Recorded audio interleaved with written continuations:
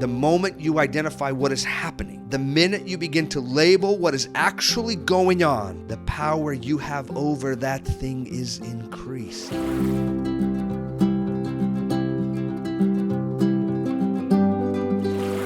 My good friend, if you are listening to this, you are investing, and that is straight up intelligent. So thank you for being here. Thank you for your humility, your soft-heartedness, and for taking a few moments out of your day to consider some new ideas. Your question, how do I deal with anxiety better, is an excellent one. Now, I may not know every detail about your life. In fact, I know nothing, but I can absolutely share with you the most effective short and long-term techniques to help you address and deal with this. Anxiety and stress, by the way, just to differentiate a little bit, are not the same, but they do have some similarities. And most of the time, some people join them together. I'm telling you this because I want you to realize that some of these strategies that you can utilize with stress, I'll do another podcast on stress another time. But the first difference that you really need to know is that stress is usually brought about by external circumstances like deadlines, work, relational demands, feeling overwhelmed, whereas anxiety is a bit more internal. Of course, external events can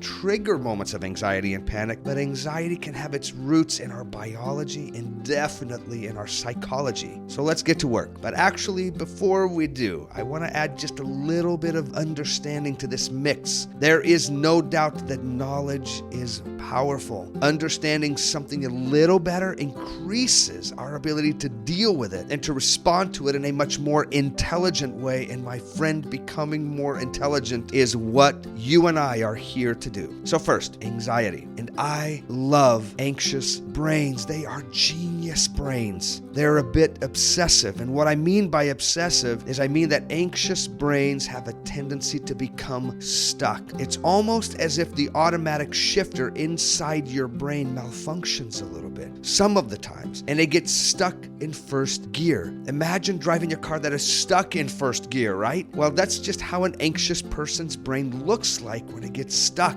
obsessing, anticipating. Anxiety is a disorder of anticipation. That means, and you're going to love this, that the brain begins to project itself into the future in such a powerful way that you begin to experience it in your body as if it was happening now. A good way to think of this is think of it like a dream. Whether you're flying, falling, swimming, fighting, or having a nightmare, nothing is happening outside of you. Everything is happening inside of your brain, but it happens in such a powerful way that your body experiences it as if it is reality. Anxiety is the same thing, except you're awake. Anxiety is also a disorder of avoidance. Let me dig into that just a little bit. Anxiety is painful. It's not pleasant. So things that create feelings of anxiety in your life, you will naturally want to avoid because your body just interprets it as pain. And our body and brain naturally want to draw us away from anything that is painful. Your brain is a survivalistic organ, and so that's what it does and why it does it. The problem with this is that anxiety can ultimately reduce and encompass your life, literally surround your life, so that your freedom to choose, your liberty,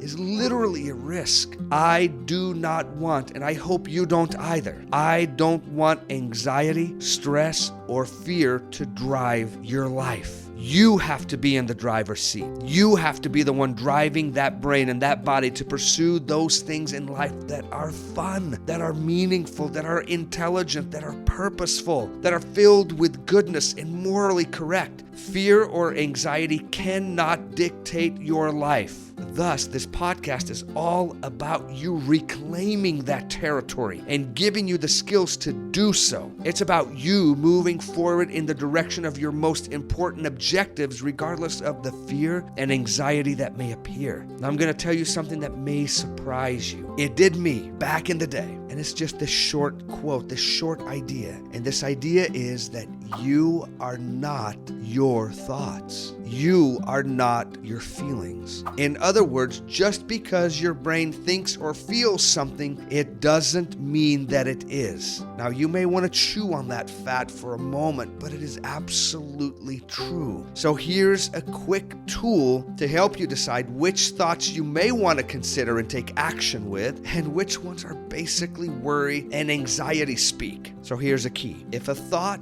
is helpful, if it motivates you, if it inspires you, if it's optimistic, hopeful, problem-solving focused, if it empowers you, man, then that is a thought and a feeling worth listening to, and definitely one that you want to take action on. If your thoughts leave you feeling powerless, hopeless, if your thoughts are demeaning, harsh, pessimistic, focused just on the problems, complaining, if it drags you down, if it stalls you, if it paralyzes you, man, then these are unhelpful thoughts that you can gently and simply label that thought as, oh man, that's my anxious brain, or that's just anxiety speaking to me. And I know that that may sound a little silly, but listen to me, seriously. The moment you identify what is happening, the minute you begin to label what is actually going on, the power you have over that thing is increased. In psychology, we would say if you can name it, you can tame it, bro. So call it what it is. In fact, that is my first step in helping you to live with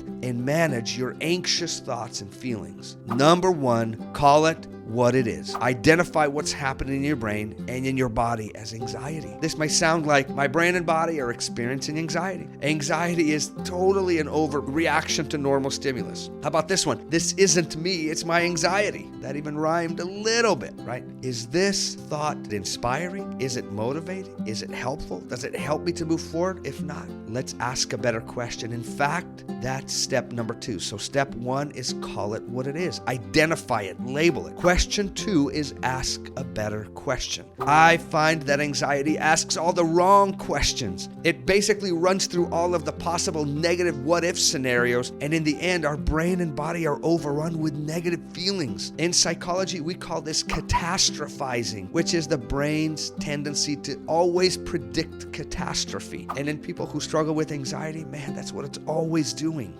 Feelings follow focus, my friend.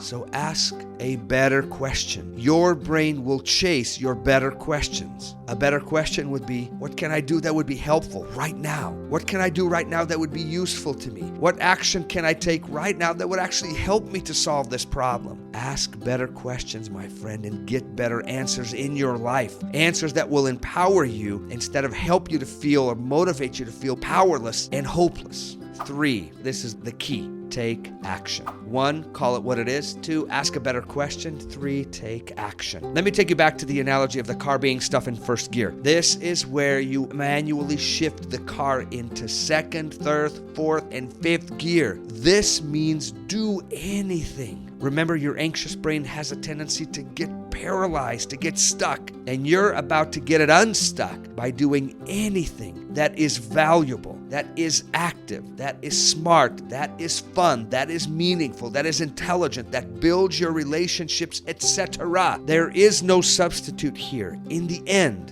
exposure and action are the way to cure our avoidance. Exposure and the courage to go again and again and again, trusting that this process of calling things what they are, asking better questions, taking action will raise your voice over that fear, over that anxiety, over that trauma. Lastly, number 4, begin to devalue any thought or feeling that is not helpful and freeing. This is the final step for you to ultimately change your relationship to your thoughts and feelings. Now, you may not have thought about your feelings and thoughts in this way, meaning I want you to see them as a relationship, something that you can respond and interact with instead of just something that is. You relate to your thoughts. You relate to your feelings. And what I'm here to help you to do is to change that relationship where you are now in control. You get to check your thoughts and feelings. And if they match your goals and objectives, use them. But if they don't, they are unimportant. They are just stinking thinking. They're old trauma, old fears, old ideas, old anxiety, and they are not to take over your life. My friend, just a quick reminder. These are critical skills that I guarantee will help you in the short and long term. But it's also possible that you may be experiencing some additional things. These may include trauma or even some biological predispositions that may create some complications for you. As you look to emancipate your life and create some separation from your objectives and the anxiety that may afflict you here and there, one more quick thing, my friend, be patient and gentle with yourself. Be patient and gentle with your brain through this process. Do not neglect this last thought. Dealing with your body and brain in a gentle and patient way will yield better and longer lasting fruits, and it will ultimately match the outcomes you're seeking for. So when you feel anxious or fearful, call it what it is. Do so in a gentle and matter-of-fact kind of way instead of, why am I still feeling this way? When is this going to stop? I thought I was doing so good. Listen, you don't need this type of psychology. You just don't. Anyways, I hope this is helpful for you. My friend, there is help out there for you, by the way. Text us and we will connect you with professionals that will help you and help you to begin where you are with what you have. Thank you for being here. And my friend, stay humble, stay willing, stay dynamic.